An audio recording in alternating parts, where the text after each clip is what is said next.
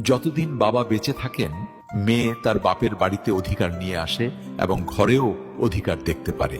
কেউ কিছু বললে জোর গলায় বলে দেয় যে এটা আমার বাবার বাড়ি। কিন্তু বাবা মারা যাওয়ার পর যখন সেই মেয়েটা আসে, তখন সে এত চিৎকার করে কাঁদে যে সমস্ত আত্মীয় স্বজন বুঝে যায় মেয়ে এসেছে। সেদিন মেয়েটি তার সাহস হারিয়ে ফেলে, কারণ তার বাবা আর নেই। তার সাহসও সেদিন মরে যায়। বাবার মৃত্যুর পর মেয়ে কখনো তার ভাই ভাবির ঘরে ততটা জেদ করে না যতটা জেদ বাবার সময় করত। এখন খেয়েছো, পড়েছো, ব্যাস সব শেষ। যতক্ষণ তার বাবা ছিল সবকিছু তার ছিল, এই কথাটা সে খুব ভালো করে জানে। বাবা মেয়ের সম্পর্কে ভালোবাসা সমুদ্রের চেয়েও গভীর হয়।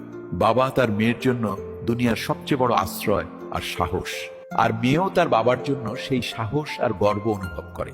কিন্তু দুজনই এই কথা কখনো সরাসরি কাউকে বলে না। মনে রাখবেন, বাবার মমতা আর মেয়ের ভালোবাসা অমূল্য।